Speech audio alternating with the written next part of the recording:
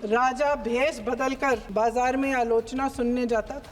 ये सुनने जाता था कि प्रजा मेरे बारे में क्या कह रही है, मैं सही रास्ते पे चल रहा हूँ कि नहीं। लेकिन आज का राजा, भेष तो बदलते हैं आज के राजा, शौक तो है उनको भेष बदलने का, लेकिन न जनता के बीच जाने की हिम्मत है और न आलोचना सुनने की। मैं सदन में नहीं हूँ, मात्र 15 दिनों से आ रही हूँ, लेकिन मुझे ताज्जुब होता है कि इन 15 दिनों में इतनी बड़े बड़े इश्यूज हैं, इतनी बड़ी बड़ी बातें हैं, प्रधानमंत्री जी मात्र एक दिन के लिए शायद 10 मिनट के लिए दिखे हैं सभा।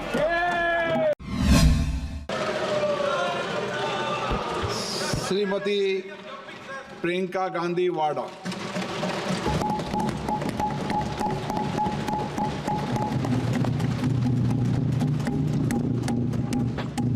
नमस्कार। माननीय अध्यक्ष महोदय जी, आज आपने मुझे इस सभा में बोलने का मौका दिया, इसके लिए मैं आपकी बहुत बहुत आभारी हूँ। सबसे पहले जो सुरक्षाकर्मी, जो जवान अफसर 13 दिसंबर को संसद की सुरक्षा के लिए शहीद हुए, उनके प्रति मैं श्रद्धांजलि व्यक्त करना चाहती हूँ। महोदय, हजारों साल पुरानी हमारी देश की, धर्म की एक पुरानी परंपरा रही है। ये परंपरा संवाद, चर्चा की रही है। एक गौरवशाली परंपरा है जो दर्शन ग्रंथों में, वेदों में, उपनिषदों में दिखती है। वाद विवाद और संवाद की हमारी पुरानी संस्कृति है। अलग अलग धर्मों में भी, इस्लाम में, सूफियों में, बौद्ध धर्म में, जैन धर्म में, सिख धर्म में भी ये वाद संवाद, ये चर्चा बहस, इसकी संस्कृति रही है। इसी परंपरा से उभरा हमारा स्वतंत्रता संग्राम। हमारा स्वतंत्रता संग्राम विश्व में एक अनोखा संग्राम था, एक अनोखी लड़ाई थी जो अहिंसा और सत्य पर आधारित थी। ये वाद संवाद की जो परंपरा है, इसको इस संग्राम ने आगे कैसे बढ़ाया? क्योंकि ये जो संग्राम था, ये जो लड़ाई थी हमारी आज़ादी के लिए, एक बेहद लोकतांत्रिक लड़ाई थी। इसमें देश के किसान, देश के जवान, देश के मजदूर, देश के अधिवक्ता, देश के बुद्धिजीवी, चाहे किसी भी जाति के हों, चाहे किसी भी धर्म के हों, चाहे किसी भी भाषा को बोलते हों, सब इस स्वतंत्रता संग्राम में शामिल हुए। सब ने हमारे देश की आज़ादी की लड़ाई लड़ी।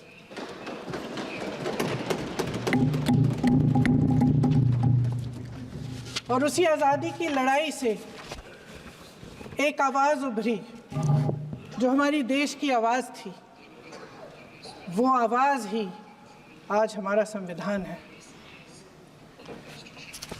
साहस की आवाज़ थी, हमारी आज़ादी की आवाज़ थी, और उसी की गूंज ने हमारे संविधान को लिखा और बनाया। ये सिर्फ एक दस्तावेज नहीं है।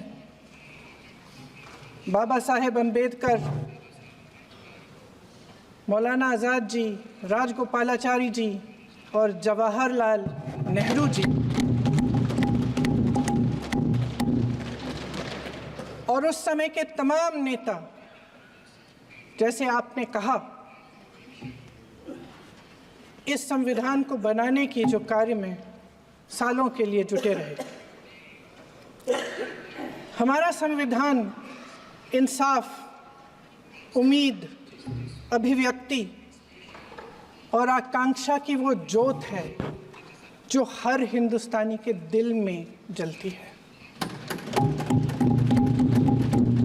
अध्यक्ष महोदय, इस ज्योत ने हर एक भारतीय को ये पहचानने की शक्ति दी कि उसे न्याय मिलने का अधिकार है, कि उसमें अपने अधिकारों के लिए आवाज़ उठाने की क्षमता है, कि जब वो आवाज़ उठाएगा तो सत्ता को उसके सामने झुकना पड़ेगा, इस संविधान ने हर एक देशवासी को ये अधिकार दिया कि वो सरकार बना भी सकता है और सरकार बदल भी सकता है। ये ज्योत जो हर हिंदुस्तानी के दिल में जलती है, उसने हर हिंदुस्तानी को ये विश्वास दिया कि देश की संपत्ति में, देश की दौलत में, संसाधनों में उसका भी हिस्सा है, कि उसे एक सुरक्षित भविष्य की उम्मीद का अधिकार है, कि देश बनाने में भी उसकी भागीदारी है। उम्मीद और आशा की ये ज्योत मैंने देश के कोने कोने में खुद देखी है। उन्नाव में मैं एक रेप पीड़िता के घर गई, उसे जलाकर मार डाला था। वो शायद 20-21 साल की होगी। हम सब के बच्चे हैं। हम सोच सकते हैं कि अगर हमारी बेटी के साथ बार बार बलात्कार हुआ और फिर जब वो अपनी लड़ाई लड़ने के लिए गई तो उसको जलाकर मार डाला गया होता तो हम पर क्या बीतती। मैं उस बच्ची के पिता से मिली। उसके खेत जलाए गए थे, उसके भाइयों को पीटा गया था, उसके पिता को बाहर से, घर के बाहर घसीट कर मारा गया था। उस पिता ने मुझे बताया कि बेटी, मुझे न्याय चाहिए। मेरी बेटी अपने एफआईआर को दर्ज करने के लिए जब ज़िले में गई तो उसको मना किया गया। अगले ज़िले में जाना पड़ा उसे। वो रोज़ सुबह 6 बजे उठकर तैयार होकर अकेली अपने मुकदमे को लड़ने के लिए अगले ज़िले में ट्रेन से जाती थी। उसके पिता ने मुझे कहा कि मैंने उससे कहा, बेटी अकेले मत जाओ, छोड़ दो ये लड़ाई। लेकिन उसकी बेटी ने उसको जवाब दिया कि नहीं पिताजी, मैं अकेली जाऊंगी, मैं लड़ूंगी, ये मेरी लड़ाई है, मैं इसको लड़ूंगी। ये लड़ने की क्षमता, ये हिम्मत उस लड़की को और करोड़ों भारत की नारियों को हमारे संविधान ने दी। आगरा में मैं अरुण वाल्मीकि के घर गई। अरुण वाल्मीकि पुलिस स्टेशन में काम करता था, सफाई का काम करता था। आप सोच सकते हैं हमारी तरह उसका भी परिवार था। नई नई शादी हुई थी, 2-3 महीनों का बच्चा था। पुलिस स्टेशन में चोरी हो गई।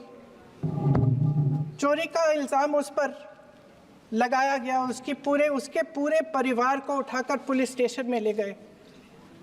आप हंस रहे हैं, लेकिन ये गंभीर बात है।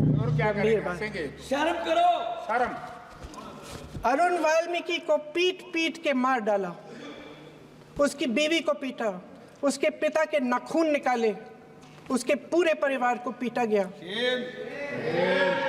जब मैं उस जवान महिला से मिलने गई जो अभी अभी विधवा हुई थी, तो उसने मुझे कहा कि दीदी, हमें सिर्फ एक चीज़ चाहिए, हमें न्याय चाहिए और हम इस न्याय के लिए लड़ते रहेंगे, चाहे कुछ भी हो जाए। ये हिम्मत उस महिला को हमारे संविधान ने दी।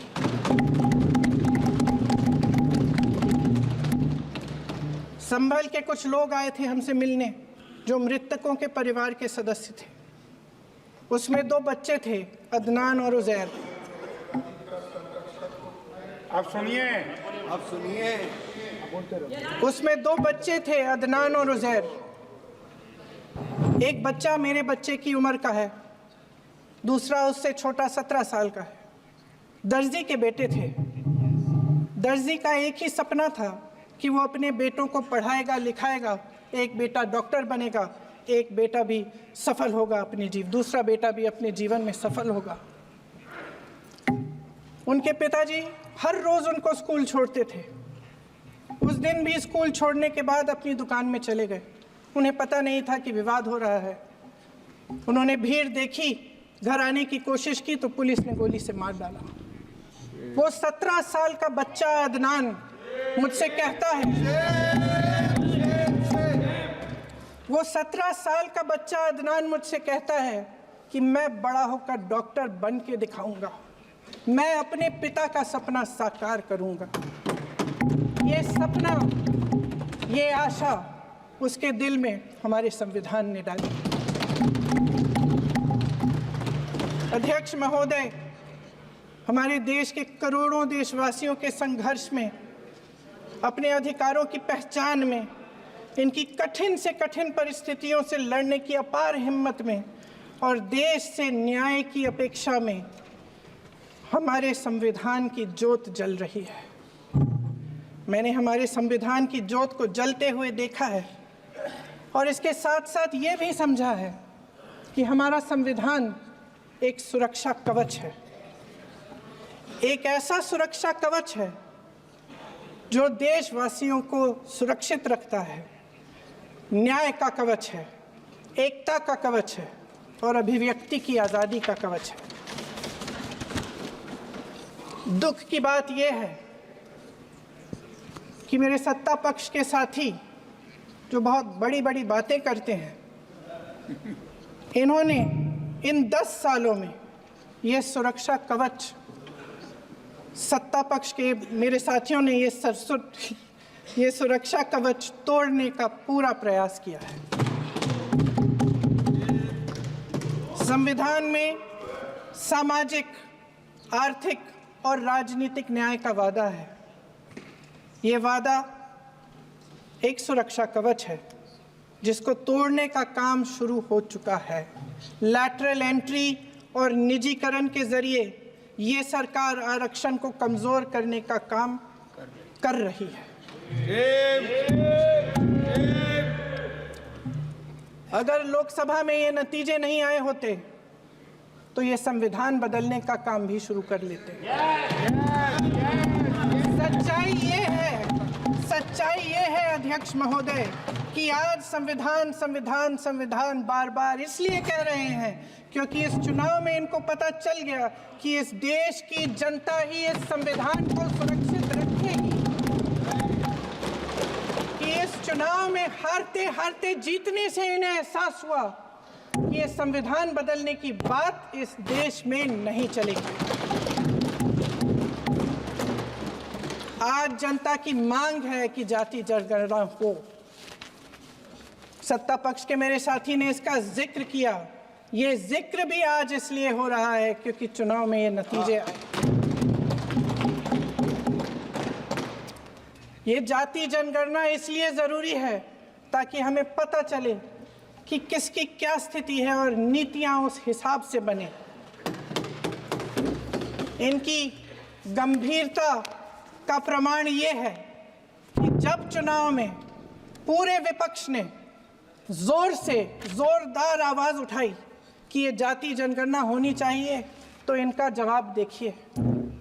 इनका जवाब भैंस भाग भैंस चुरा लेंगे, मंगलसूत्र चुरा लेंगे, इनका ये जवाब था। ये गंभीरता है इनकी जाति जनगणना पर। महोदय, हमारे संविधान ने आर्थिक न्याय की नींव डाली, किसानों, गरीबों और को जमीन बांटी, भूमि सुधार किया, जिसका नाम लेने से कभी कभी आप झिझकते हैं और कभी कभी उनका नाम धड़ाधड़ इस्तेमाल किया जाता है अपने आप को बचाने के लिए। उन्होंने HAL, BHEL, SAIL, GAIL, ONGC, NTPC, railways, IIT, IIM, oil refineries, तमाम PSU बनाए। अध्यक्ष महोदय, उनका नाम पुस्तकों से मिटाया जा सकता है, उनका नाम भाषणों से मिटाया जा सकता है, लेकिन जो उनकी भूमिका रही इस देश की आज़ादी के लिए और इस देश के निर्माण के लिए, वो इस देश से कभी मिटाया नहीं जा सकता। 75 सालों में जनता का भरोसा रहा कि नीतियाँ बनेंगी तो जनता की भलाई के लिए बनेंगी। जल जंगल जमीन का अधिकार मिला आदिवासी भाई बहनों को। इंदिरा जी ने बैंकों का राष्ट्रीयकरण करवाया, खदानों का राष्ट्रीयकरण कराया। कांग्रेस और यूपीए की सरकारों में शिक्षा का, भोजन का अधिकार मिला। 75 सालों में जनता का भरोसा मिला। पहले संसद चलती थी तो जनता की उम्मीद होती थी कि सरकार महंगाई और बेरोजगारी पर चर्चा करेगी, कोई उपाय निकालेगी, कोई रास्ता निकालेगी। लोग मानते थे कि अगर कोई नई आर्थिक नीति बनेगी तो देश की अर्थव्यवस्था को मजबूत बनाने के लिए बनेगी, तो भारतीय बाजार को मजबूत बनाने के लिए बनेगी, उनके भविष्य को मजबूत बनाने के लिए बनेगी।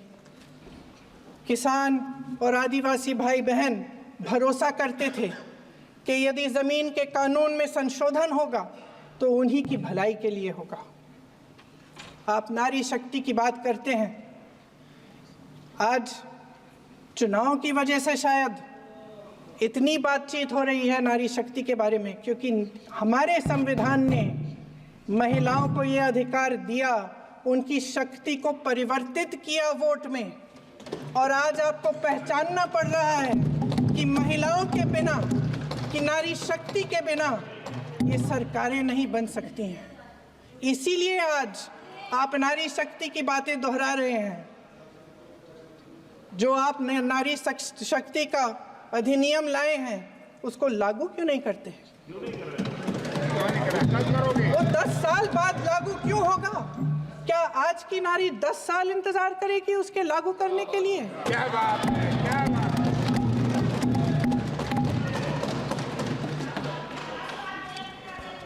आज संसद में बैठे हुए सत्ता पक्ष के मेरे साथी ज़्यादा से ज़्यादा अतीत की बातें करते हैं।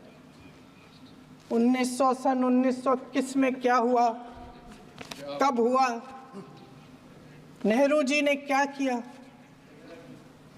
अरे वर्तमान की बात करिए, देश को बताइए आप क्या कर रहे हैं, आपकी जिम्मेदारी क्या है? कि सारी जिम्मेदारी जवाहरलाल नेहरू की है। अध्यक्ष महोदय जी, ये सरकार आर्थिक न्याय का सुरक्षा कवच तोड़ रही है। आज संसद में बैठी ये सरकार बेरोजगारी और महंगाई से जूझ रही हमारी जनता को क्या राहत दे रही है? कृषि के कानून भी बड़े बड़े उद्योगपतियों के लिए बन रहे हैं। सही एमएसपी को छोड़िए, डीएपी तक नहीं मिल रहा है।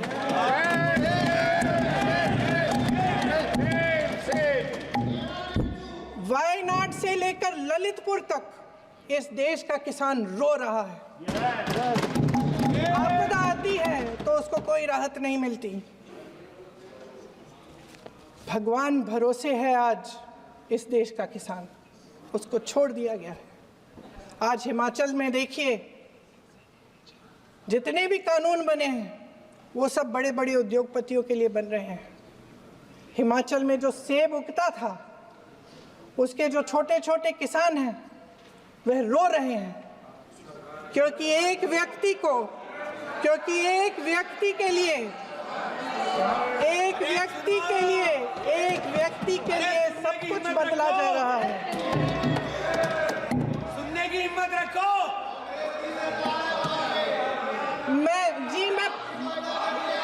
अध्यक्ष महोदय जी, अध्यक्ष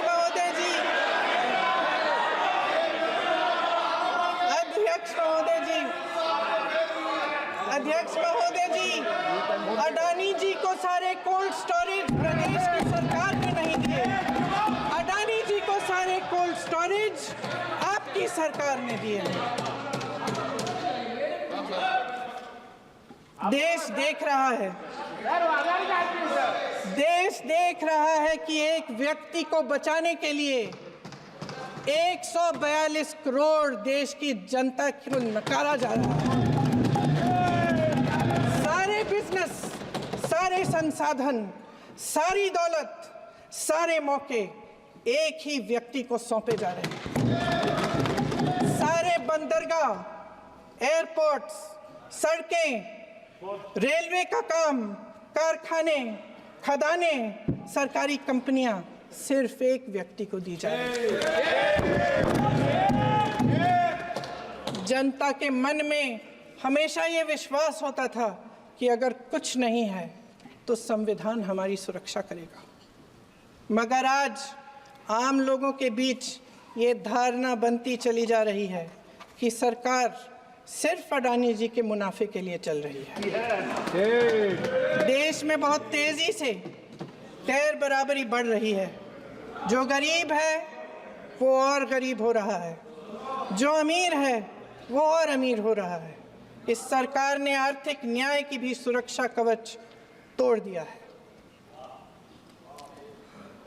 राजनीतिक न्याय की जब बात होती है, मेरे सत्ता पक्ष के साथी आज खड़े हुए और तमाम गिनती करने लग गए कि ऐसा हुआ वैसा हुआ 1975 में जो हुआ, तो सीख लीजिए ना, आप भी सीख लीजिए। आप भी अपनी गलतियों के लिए माफी मांग लीजिए। आप भी बैलेट पे चुनाव कर लीजिए। आप भी बैलेट पे चुनाव कर लीजिए। दूध का दूध, पानी का पानी हो जाएगा। आप राजनीतिक न्याय की बात करते हैं, सरकारों को पैसों के बल पर गिरा देते हैं।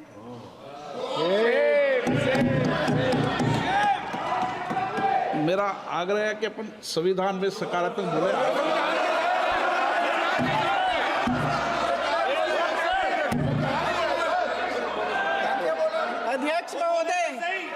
अध्यक्ष महोदय, सत्ता पक्ष के हमारे साथी ने एक उदाहरण दिया उत्तर प्रदेश की सरकार का, तो मैं भी एक उदाहरण दे देती हूँ महाराष्ट्र की सरकार का। मैं भी एक उदाहरण दे देती हूँ हिमाचल की सरकार को तोड़ने की कोशिश किसने की, पैसों के बल पे की, गोवा की सरकार। तमाम उदाहरण है। राजस्थान की क्या ये सरकारें जनता ने नहीं चुनी थी? क्या संविधान इन पर लागू नहीं था? पूरी देश की जनता जानती है कि इनका हंसती है, जानती है कि इनके यहाँ तो वॉशिंग मशीन है।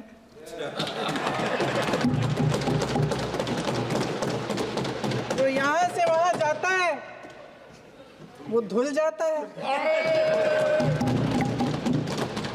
इस तरफ दाग, उस तरफ स्वच्छता। और मेरे कई ऐसे साथी हैं जो इस तरफ होते थे उस तरफ चले गए, मुझे दिख भी रहे हैं, वॉशिंग मशीन में शायद धुल गए हैं। अध्यक्ष महोदय, जहां भाईचारा और अपनापन होता था, जहां हमारे संविधान ने एकता का सुरक्षा कवच दिया था, वहां शक और घृणा के बीज बोए जा रहे हैं। एकता का सुरक्षा कवच तोड़ा जा रहा है। प्रधानमंत्री जी यहाँ सदन में संविधान की किताब को यूं माथे से लगाते हैं, लेकिन संभल में, हाथरस में, मणिपुर में जब न्याय की गुहार आती है, उठती है, तो उनके माथे पे शिकन तक नहीं आता।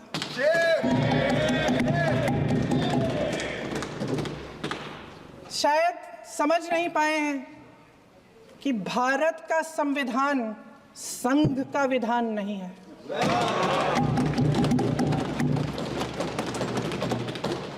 भारत के संविधान ने हमें एकता दी, हमें आपसी प्रेम दिया। उस मोहब्बत की दुकान जिस पर आपको हंसी आती है, उसके साथ करोड़ों देशवासी चले। करोड़ों देशवासियों के दिल में एक दूसरे के लिए प्रेम है, घृणा नहीं है।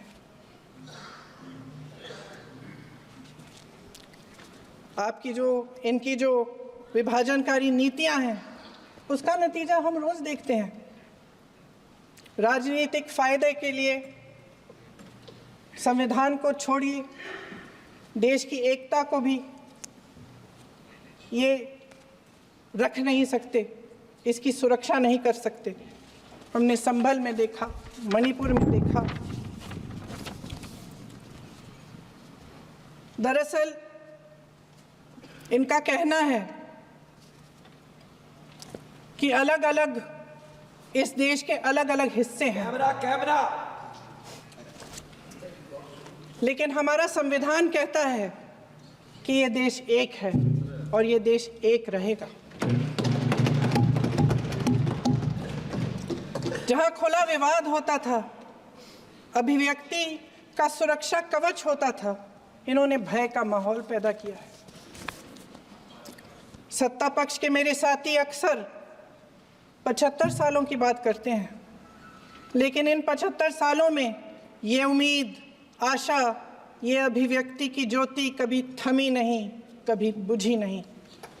इस देश की जनता ने खुलकर आलोचना की, निडर होकर धरने किए, प्रदर्शन किए। जब जब जनता नाराज हुई तब तब सत्ता को ललकारा, उसे चेतावनी दी, बड़े से बड़े नेताओं को कटघरे में खड़ा किया, उनसे जवाब मांगा, न्याय मांगा। इस देश के छोटे छोटे से नुक्कड़ की दुकानों में, चाय की दुकानों में, इस देश के घरों में, गलियों में, मोहल्लों में, अखबारों में, प्रकाशन घरों में, न्यायपालिकाओं में चर्चा कभी बंद नहीं हुई। लेकिन आज ये माहौल नहीं है। आज जनता को सच बोलने से डराया जाता है, धमकाया जाता है। पत्रकार हो या विपक्ष का नेता हो या किसी यूनिवर्सिटी का प्रोफेसर हो, छात्र संघ हो या कर्मचारियों का संगठन हो, सबका मुंह बंद कराया जाता है। किसी पे ईडी, किसी पे सीबीआई, किसी पे इनकम टैक्स, फर्जी मुकदमे लगवाए जाते हैं, जेल में डाल दिया जाता है, विपक्षी नेताओं को जेल में डाल दिया जाता है, उनको सताया जाता है। किसी को नहीं छोड़ा इस सरकार ने। देशद्रोही कह के उत्तर प्रदेश में मुझे याद है कुछ अध्यापिकाएं प्रदर्शन कर रही थी, उन पर मुकदमा डाल दिया देशद्रोही का, उन्हें देशद्रोही कह दिया। इन्होंने देश का पूरा माहौल भय से भर दिया है। इनकी मीडिया की मशीन झूठ फैलाती है, तरह तरह के आरोप लगाती है, और शायद वह भी भय में ही है। महोदय, मैं इस सदन को याद दिलाना चाहती हूँ कि ऐसा डर का माहौल देश में अंग्रेजों के राज में था। जब इस तरफ बैठे हुए गांधी की विचारधारा वाले लोग आज़ादी की लड़ाई लड़ रहे थे और उस तरफ वाली विचारधारा वाले लोग भय में रहकर अंग्रेजों के साथ साठगांठ कर रहे थे। लेकिन अध्यक्ष महोदय, भय का भी अपना स्वभाव होता है। भय फैलाने वाले हमेशा भय का खुद शिकार बन जाते हैं। ये प्रकृति का नियम है। आज इनकी भी यही हालत हो गई है। भय फैलाने के इतने आदी हो गए हैं कि खुद भय में रहने वाले हैं, चर्चा से डरते हैं, आलोचना से घबराते हैं। कई दिनों से हम मांग रहे हैं कि चर्चा करिए, लेकिन चर्चा करने की हिम्मत ही नहीं है।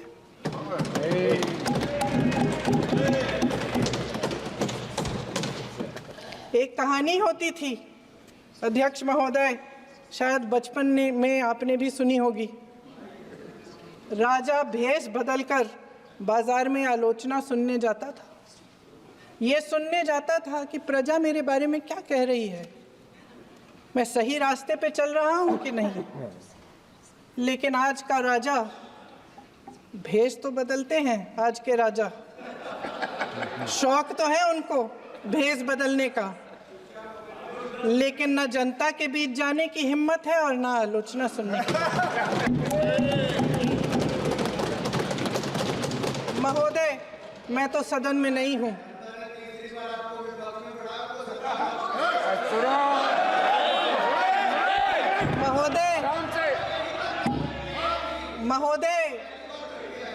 महोदय, जनता में बहुत विवेक है, ये सही है।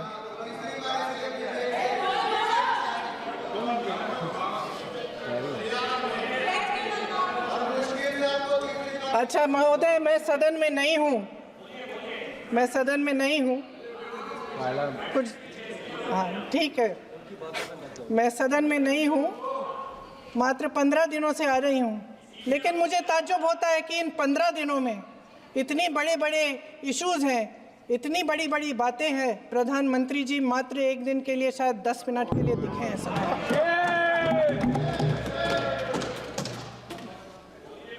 बात यह है अध्यक्ष महोदय जी कि ये देश भय से नहीं, साहस और संघर्ष से बना है। इसको बनाने वाले देश के किसान, जवान, देश के करोड़ों मजदूर और गरीब जनता है। संविधान इनको साहस देता है। मेहनती मिडिल क्लास है और इस देश के जो करोड़ों देशवासी हैं जो रोजाना भयंकर परिस्थितियों का सामना करते हैं, उनको साहस देता है। वायनाड में जो आपदा आई, उसमें एक छोटा लड़का था 17 साल का। 6 घंटों के लिए उसने अपनी माँ को बचाने की कोशिश की। 6 घंटों के लिए आप सोच सकते हैं कि अगर नदी की धारा बह रही है, नाराज है, आप अपनी माँ को पकड़े हो, 6 घंटों के लिए पकड़े रखते हो कि मेरी माँ बच जाएगी और अंत में वो माँ भी बह जाती है। उस लड़के का साहस,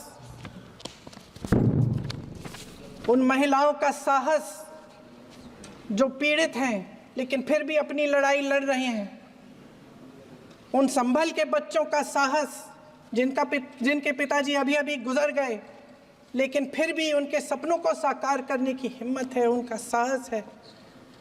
वो साहस इस संविधान ने दिया है।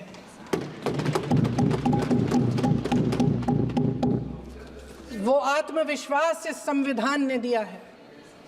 ये देश भय से नहीं चल सकता, ये देश साहस से ही चलेगा। भय की भी सीमा होती है और जब वो सीमा पार हो जाती है, जब किसी को इतना दबाया जाता है कि उसको लगने लगता है कि अब मेरे पास खोने के लिए कुछ नहीं है, तब उसमें एक ऐसी शक्ति पैदा होती है जिसके सामने कोई कायर खड़ा नहीं हो सकता। ये देश कायरों के हाथों में ज़्यादा देर तक कभी नहीं रहा है। ये देश उठेगा, ये देश लड़ेगा, सत्य मांगेगा, सत्यमेव जयते। जय हिंद।